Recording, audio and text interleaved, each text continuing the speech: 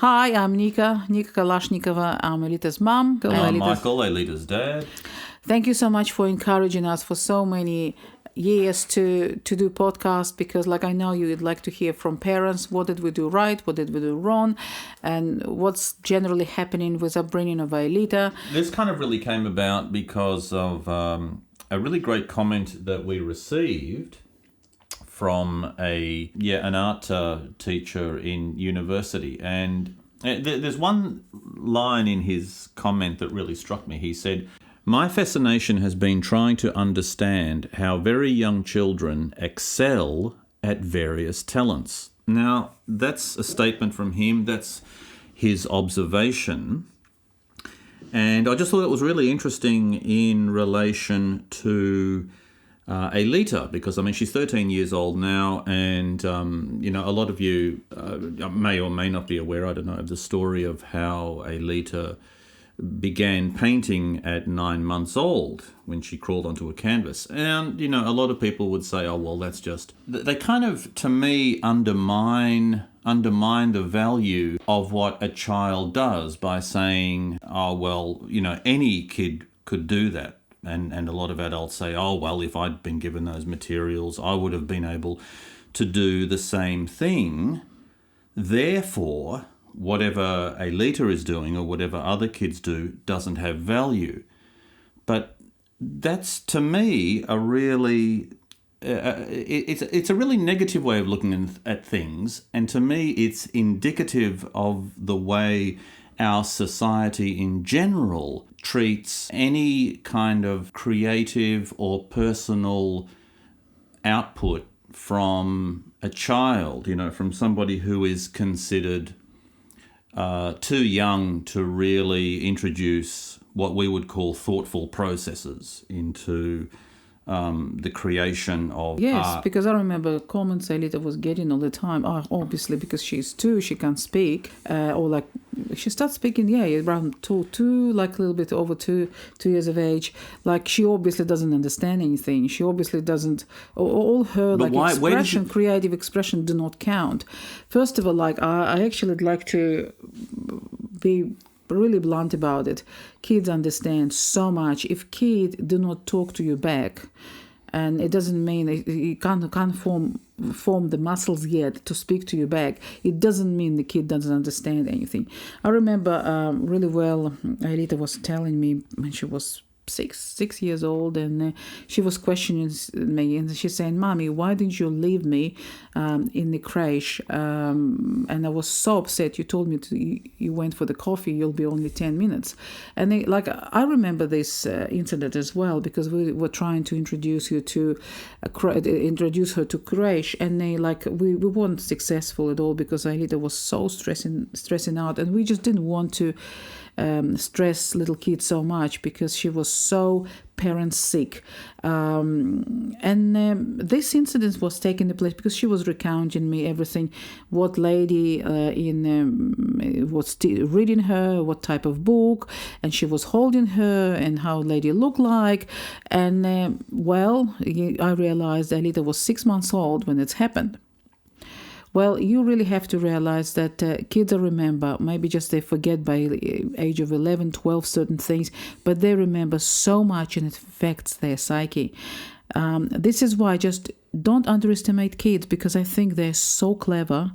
And they look, 3, 4, 5 months years old, or look, under the age of 3, they learn whole language. And if you talk with them using maybe 2 or 3 languages at home, they will perfectly speak these languages. This is why I think just so important, pay attention to your kids. I know you're so busy with just raising kid up, just washing, cleaning, cooking, changing nappies and the rest of it. But the most important part is just to observe and look at the kid, because kids are sending you signals all the time, and as long as you learn how to read these signals, you will understand. Yeah, so in a nutshell, what you're sort of arguing is that kids are capable of far more comprehension at an early age. Early age, we're talking about just straight away. But what makes you say that? What proof do you have that that's true? That they're not just And again, this is really dangerous because I'm trying to sort of be the devil's advocate and say, okay, I was about to say, oh, how do you know it's not mindless, or how do you know it's not? But even those terms are, they're based on this concept that there must be some sort of deliberate intention for something to be valuable, and even that I question. Why should something be deliberate? I just think child never should be taken away from their mother because... Well, hang on, that's a separate issue. Wait a minute. Yes, it's number one. Yes, it's a separate issue. Okay, but a lot of parents are working. They can't just they can't just sit there with their kid. Let's put it this way: offset how much you're paying for childcare with what you bring home. But you're restructuring all society here. Well, this is how it should be, because I think it's so wrong to leave your child in somebody's hands, and after the child grows up, they don't even know who you are, and they like everything like the child has, like from a day one, pretty much. Like sometimes after 6 weeks, child goes to crash, and what somebody else writes in your child, you've got no idea, and the child has no idea who you are. If you look at it, well, that's what lockdown is probably doing now. It's kind of globally forcing people into a situation where they're actually having to spend all day with their kids that they never would have before. Because you have to bond with their kid, and even after bond, and even after all this effort and after all this you give to your child, it's still difficult. I can imagine how it would be difficult to everybody else. Like for example, I was from day one. I was with my child, and I was trying to sort of teach my child, and she was like just if you look at it, like at the age of 2, she could go around and read all the number plates. Like she knew perfectly alphabet. She could speak Russian. She could speak English. She perfectly would understand. Like it doesn't matter which language I was using, she would understand me. But you see, like for example, like everything like that. The brain is developing so much, and it just the 2 languages is actually essential, because now they're saying, first of all, it will reduce certain sort of problems, like in old age with brain, like when you know 2 languages, and they like. I just like to say that how much. But if you're a single language family, then that's simply organic to your family. I mean, you don't have to forcibly introduce a second language, which is a separate issue anyway, to the way a child is raised. I mean, you're saying that the second language... Well, you've got, it's a second language is essential, because you see, like, we earlier... But if you're a single language family... When Aelita was 3 years old, we went to, like Russians love French language, and we went to... I desperately wanted for Aelita to speak French, because my grandparents spoke in French. And I want to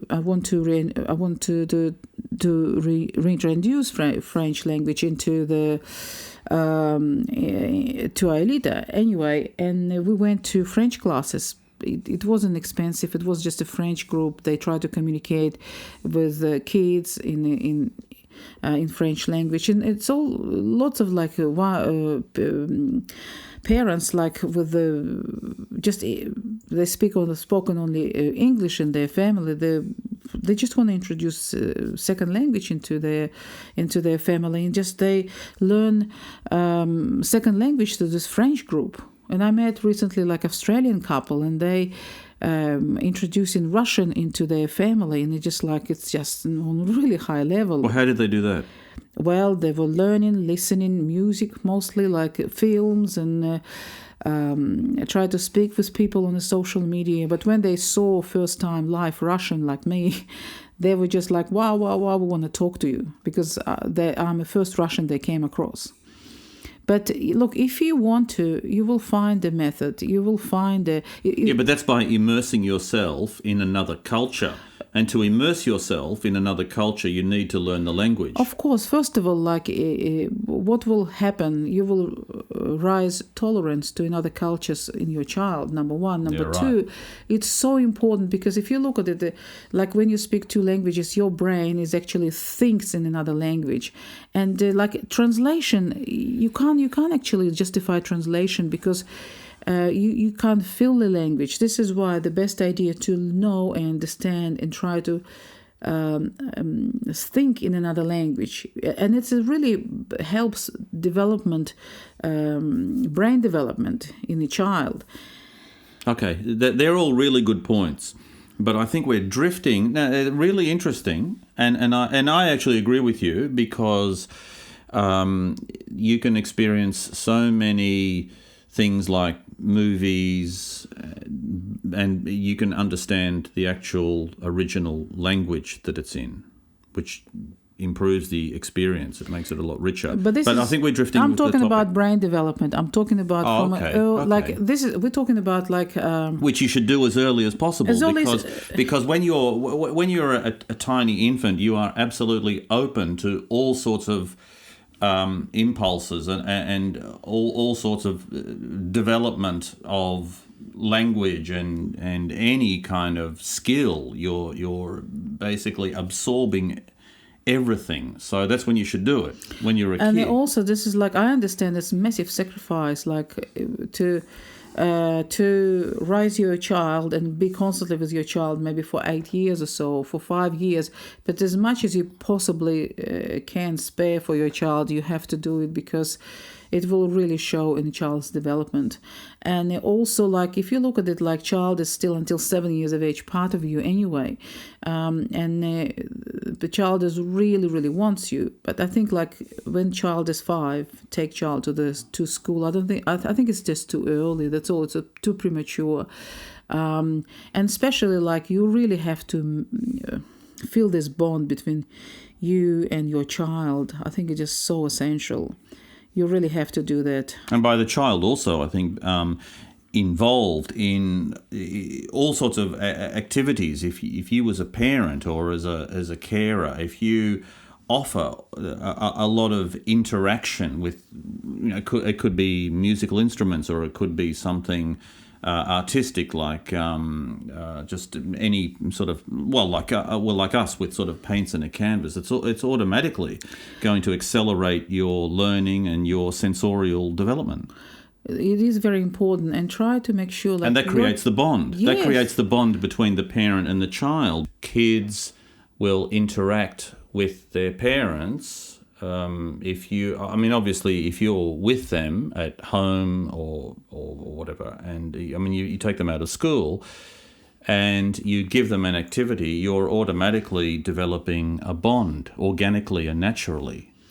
You have to, because you see, like, what I'm thinking, and I think it's just so wrong, because if you look at it, like, you haven't got a family as a unit. A family is broken because, first of all, child from 5 years of age, they're going somewhere, like, and they spend there most of the day. You've already got this detachment built in. Because you see, like, they from 5 years of age, they just, like, mom goes one way, dad's another way, and child another way. And like, if you look at it, like, teacher becomes surrogate mom, and surrogate father, then what's the point of having the children? Because, like, the idea is to make a bond with the child. And also, like, I'm sure, like, as a parent, you have so much knowledge to give it to your child. This is why I think it is really important. Maybe just. But parents have been undermined. They've been intimidated to believe that they're not capable of teaching. Parents are saying, like, okay, I'm not a professional teacher. What I'm going to do? And of course, like, when it's really interesting, because Aelita went to school when she was 5-6 years of age. Like, for a couple of years she went to school, and of course, like, I wanted to explain to her certain things and maybe help her a little bit with the homework, but she would turn around to me and tells me, "Oh, what do you know? You're not a teacher. You're not qualified to tell me." Because you see, like, this is already, I'm not sure who told her that maybe she just thought to herself, like, if I'm not in official situation, like, if I'm not officially official teacher, like, even though, like, I've got a diploma over teaching diploma, but in music anyway, then I'm not qualified to even talk to her. But this is how detrimental is that, because you see, like, bond already broken between mom and the child, because you see, like, kids are assuming, well, you can't instruct me because what do you know? You see, this is already sort of like dangerous situation because especially like if your child like until 8, 9, 10 or so, and then like just child starts to specialize in maybe just more like in the or physics or chemistry, even though like you can sit with your child and explain to them about physics or chemistry. Like you've got so much right now available, my gosh, books, internet, it just YouTube, oh my gosh, like YouTube, you can learn the anything you want. best minds in the world.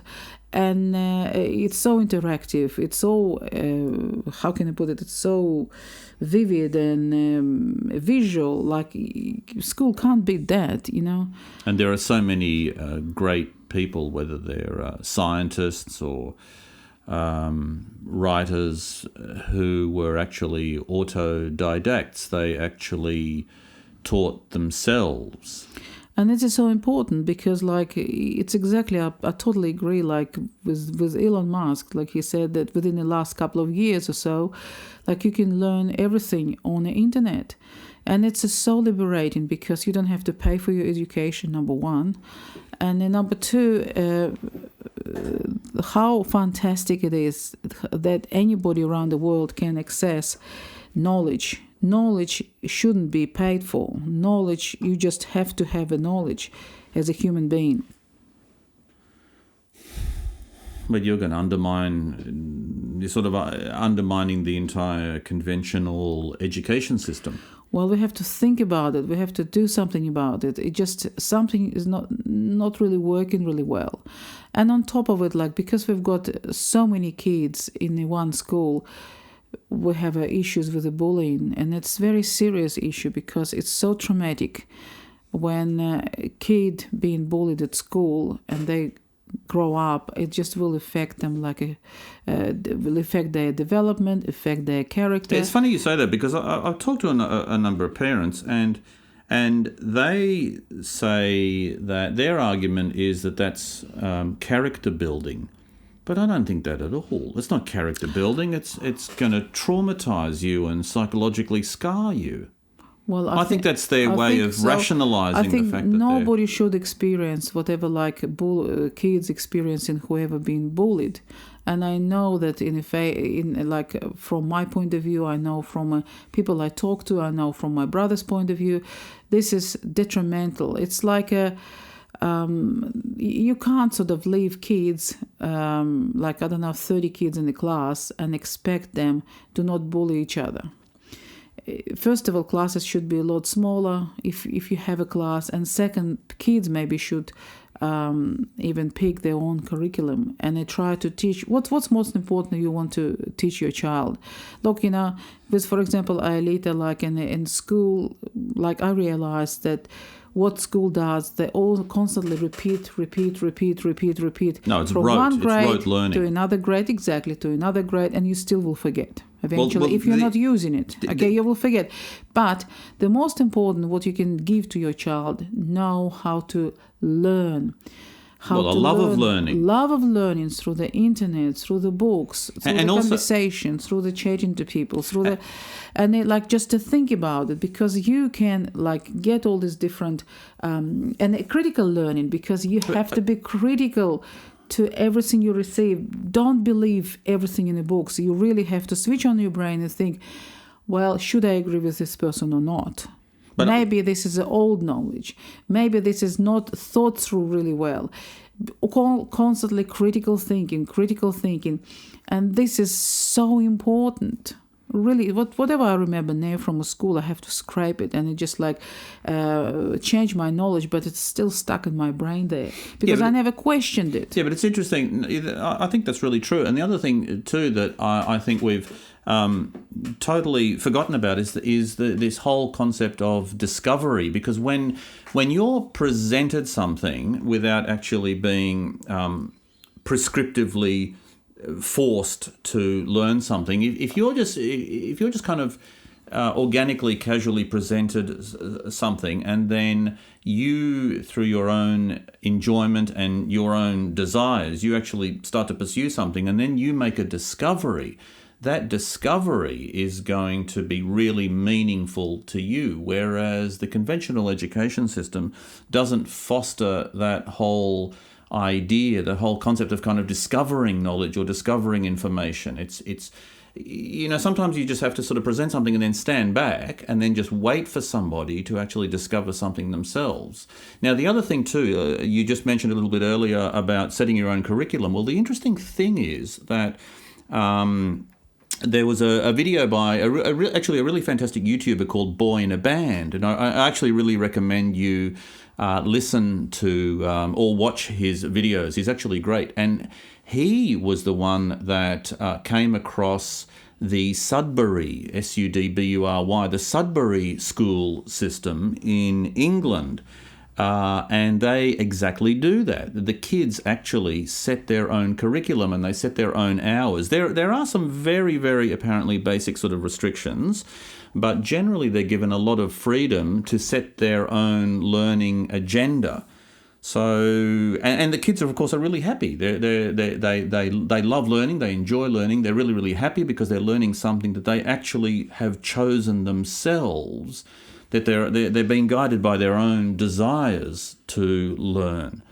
So there you go. There's perhaps, like an alternative to the conventional, one size fits all conventional education. This sort of, the sort of the curriculum god. This sort of one curriculum that's just kind of dumped on everybody. Irrespective of your own desires or your own feelings or whatever you gravitate towards naturally, or even whatever you have an aptitude for, that's all ignored. So but thankfully, I think people are listening, and that there are now, schools that are coming out that are actually doing the opposite and putting all the focus. They're turning the whole model upside down and putting the focus on the student to actually present their own concept of what they want to learn, and then they're encouraged. But I think like right now, because of the COVID-19, life of most of us will change, and our attitude towards the family will change. Family is a unit, because as far as I'm concerned, after Industrial Revolution, the family was broken, literally broken. This is why this is very, very important. Right now, you've got so many stories on the internet, like how parents relating to their children, and can they relate to their children, how difficult it is, or like how easy it is, or how enjoyable it is, because like everybody's sharing their opinions. And but the most important, I think, bond between the family members. But you look at it like, for example, in the statistics, how difficult it is, and right now, because we completely sort of like disable this aspect in us, like relating to our children, relating to the family. Usually, most violence within the family happens when family is at home, Saturdays and Sundays or holidays. But now everybody under lockdown in the COVID-19, and this is true colors came out that we totally incapable, and we totally forgot how to relate to each other. And this is so scary, because we're just social creatures. We always lived in little groups. What happened to us? Why we can't complement each other, why we can't live together as a group, and why we can't be happy together. What happened between us? What happened within the society? Well, we would love to maybe hear it from you, and we would love to maybe raise a few issues as well. That's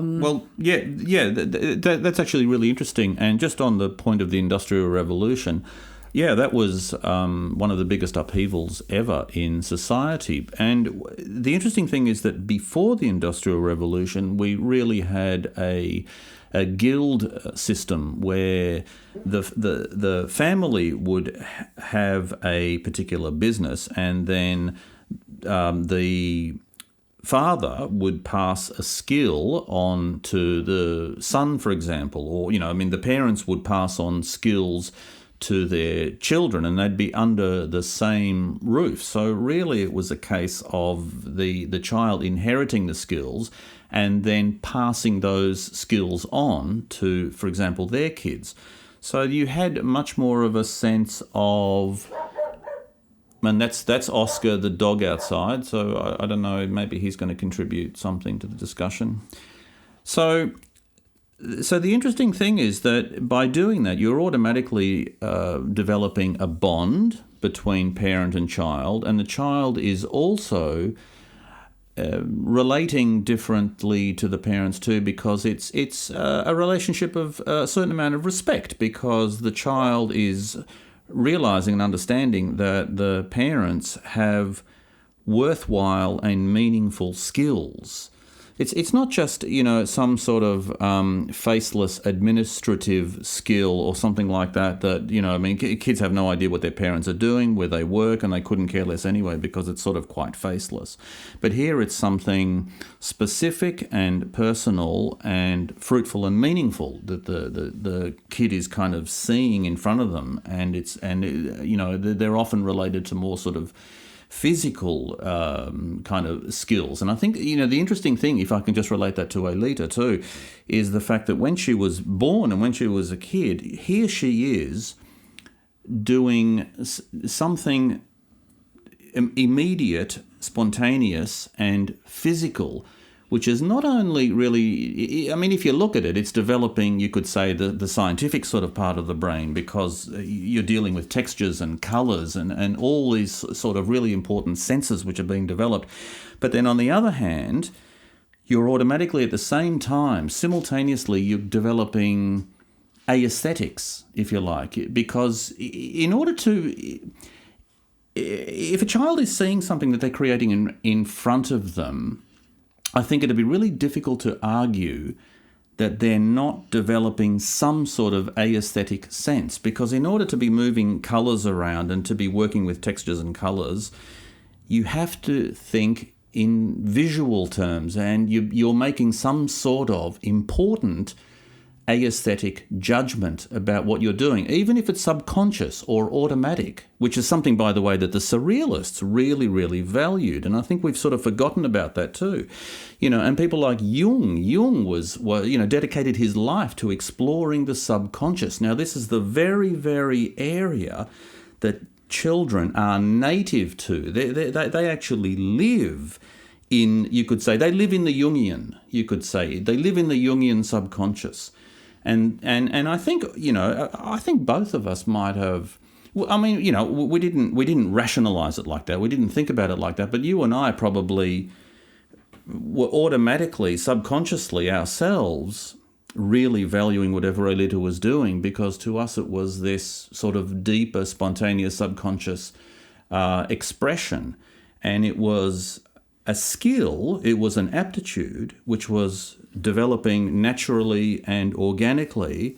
And as you said, it was totally within the family, because it could have actually happened, if you look at it, it could have actually happened in a school. It could have actually happened in an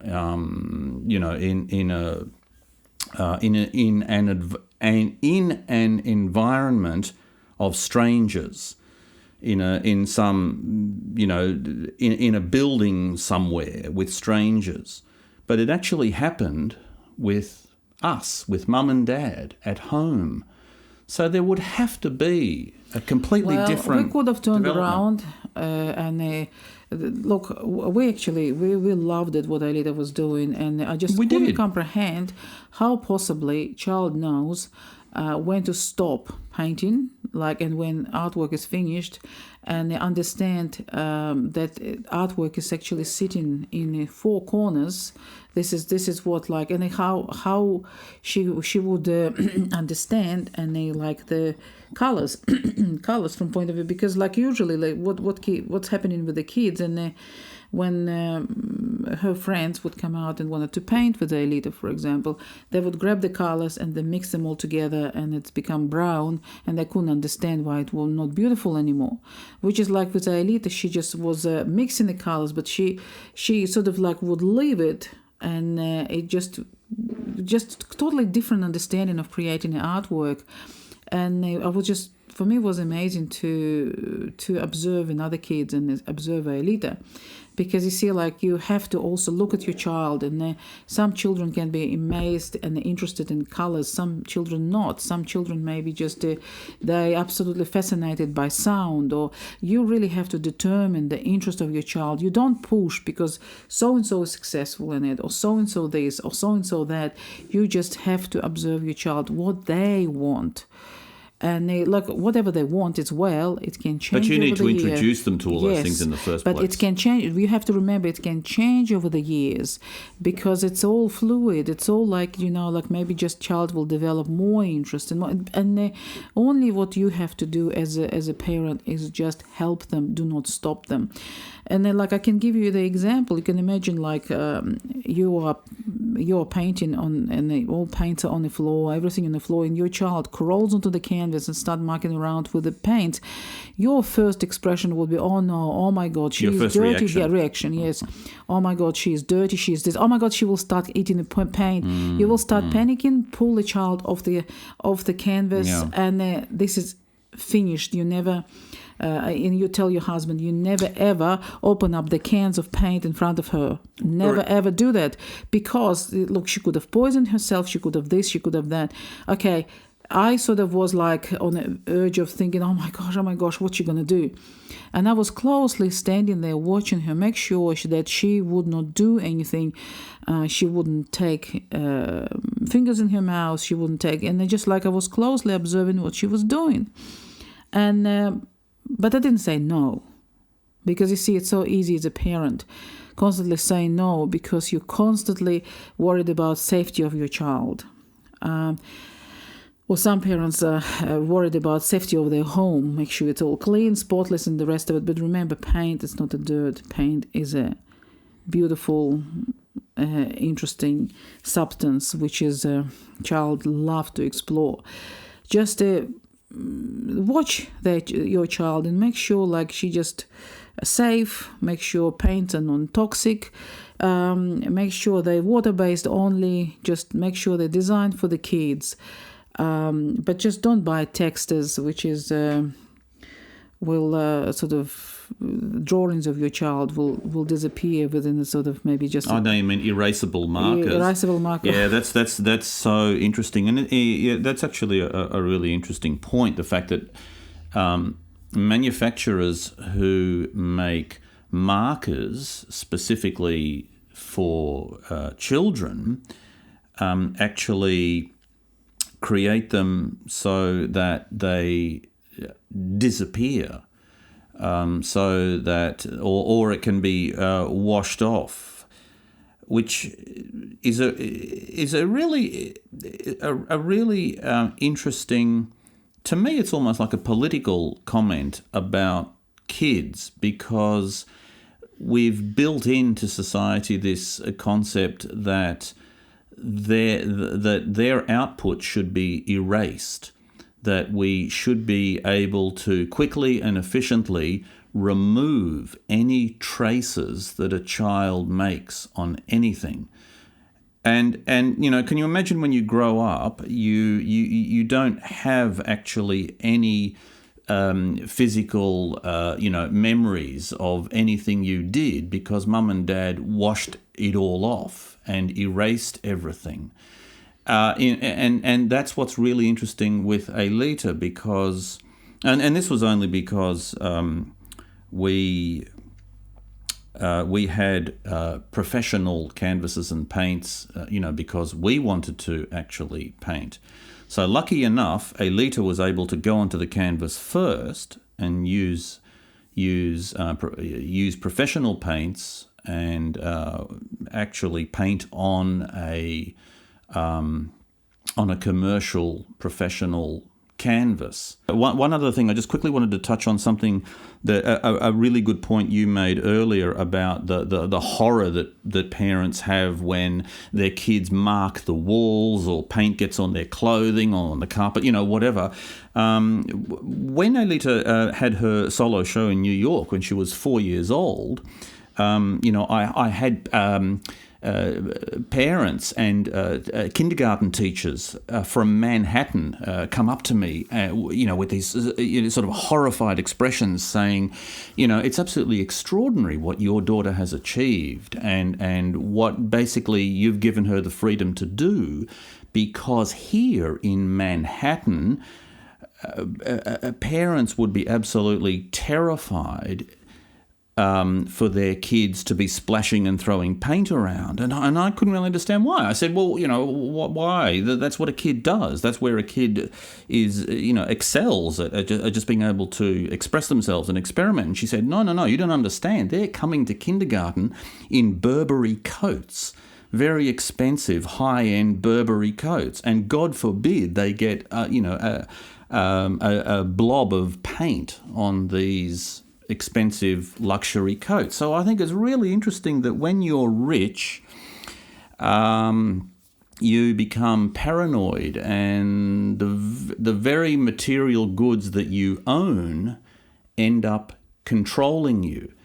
And in the context of kids, destroy your creativity, because your parents or or whoever's looking after you, your nanny or whatever, is basically going to be terrified if you start to get paint on any luxury item, and I could imagine what these places in Manhattan would be filled with. So I think that's a really interesting point. Whereas I think, first of all, our attitude was that we wanted to see Aelita be creative. We really encouraged it. And secondly, we didn't mind that there would be paint on the walls or the furniture or whatever. I mean, it's not as if we've got, really sort of expensive furniture like, antiques or something, or some high-end luxury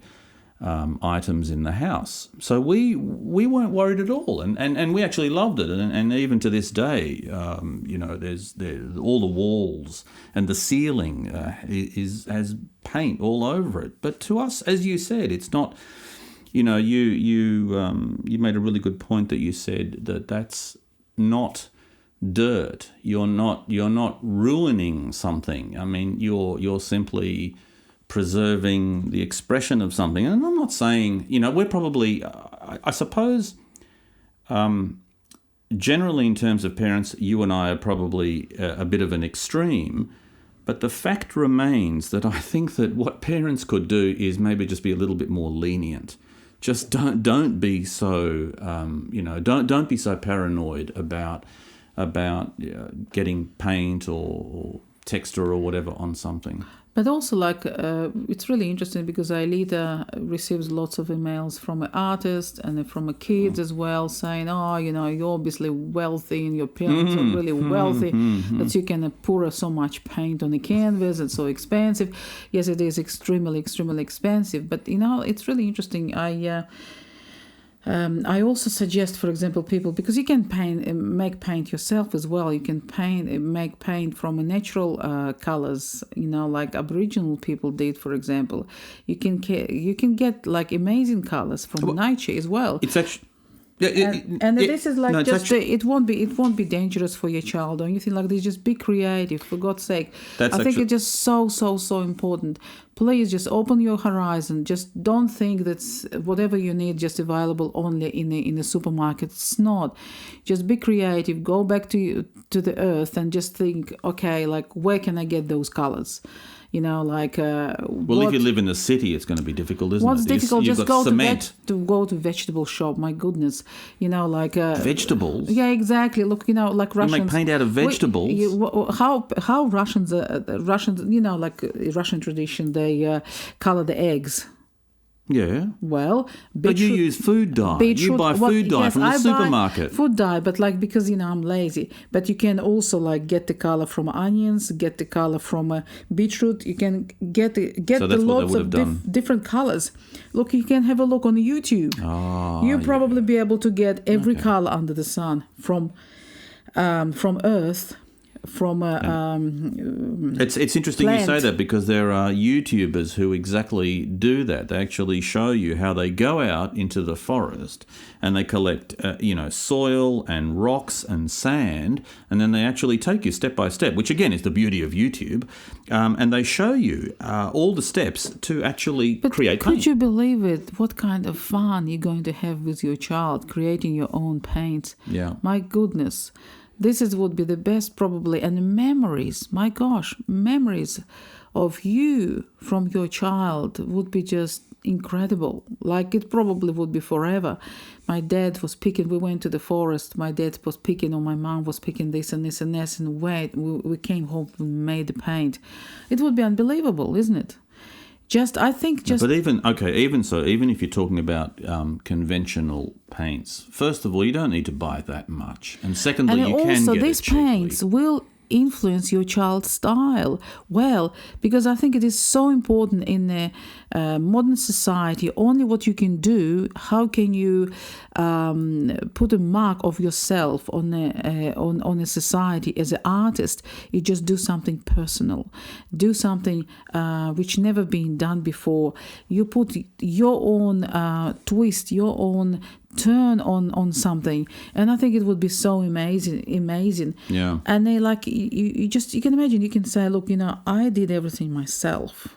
I did everything. I've done You this. created the actual paint yourself. Exactly. But you see, for Yeah. example, like I remember Aelita used to picking up the it's like a paper tree. I think it's I'm not sure what's the name of this tree. Oh, but that bark. yeah, which is it's like a bark. paper. It's look like you can separate it in many different layers, and you can actually draw on it. You can write on it, and it's Aboriginal people, native people using it as a paper or as a just unbelievable tree.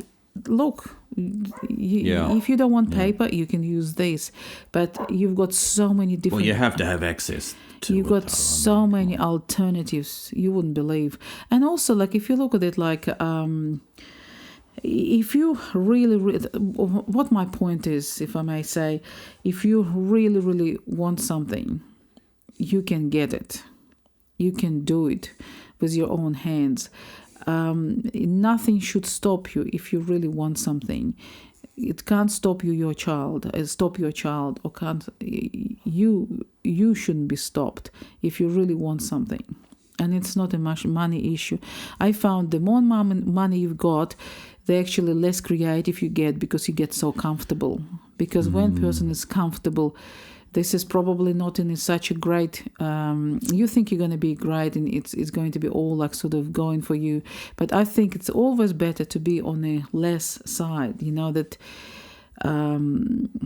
Yeah, it's interesting. The founder of Apple, Steve Jobs, basically said something along those lines. He said, stay hungry, and I can't remember what the exact quote was, but it was basically stay hungry, stay desperate, so that you're really, really keen and eager to create something. You're not sort of resting in a comfort zone, like you said, which can be really debilitating because and I think our society, and I think kind of capitalism does everything it can to try and make you it sort of dulls you and makes you comfortable, and also distracts you with so many sort of, you're constantly being bombarded with distractions, and you have to try and sort of cut all that out and really, as you said, bond with your kid. This is so important, possession. Because... Well, that's a whole separate issue. Minimalism, maximalism, how much do you own? You have to Because... And it's interesting because, you look at very recently, Elon Musk actually sold his house, and apparently, from what I understand, he's actually getting rid of basically all his possessions. And I've noticed recently in the last couple of years, there's been this kind of pretty strong minimalism movement that has come up. I mean, there's more and more YouTube videos about it with, people who clearly have a choice whether they want to buy stuff or not, and they deliberately, specifically make a choice to not buy more stuff, to not pursue that. So you can get caught into a trap of using material goods to make yourself comfortable, which they'll then lulls you into this sort of stupor, and you kind of more and more difficult to actually motivate yourself to be creative. I think it's what really, really important, because everybody was asking me at the exhibitions always, okay, how you could possibly afford the paints for your child and the rest, and you guys must be so rich, be throwing paint away. You're so wealthy. You're so. I pretty much decided that, like, as far as the food concerned, it's always essential. We didn't have in the house any snacks. I found like families spend so much money on snacks. They've got nothing to pay their bills with, and like what I did, we just stopped buying things. Just simply stop buying. Just don't buy anything for 1 week. Just don't buy it, except of whatever like is really, really essential. And I bet you probably won't go to the shop at all. Well, also people who spend money on cigarettes and alcohol. Oh, look, this is completely spend it on paint unaffordable. This is just this is beyond anybody's reach. It's just too expensive, and I can't understand what's the purpose of it anyway. But I'm sure of it. Like if you buy something like you really don't need to have. Just have a look at it thinking, okay, I can buy 4 tubes of paint. Or a more expensive car. Just maybe get a less expensive car and then divert some of that money towards... Or maybe just don't have a car at all. Public transport. Like I remember when I was growing up, like until 24, like I never had a car. I never even dreamed about having a car. But that was in Russia. Too expensive. That was in Russia. I understand, but like everybody survived. Everybody was happy. Yeah. We were traveling around everywhere, going to all these exhibitions and theater and everything. Like we could pretty much have a full, really happy life, And I suppose you could weigh up the costs now. For example, using Uber, using car ride-sharing services, or those those other services. Or just stick to public transport. Well, Trust me. Yeah. There are other options. There are other options apart from ownership.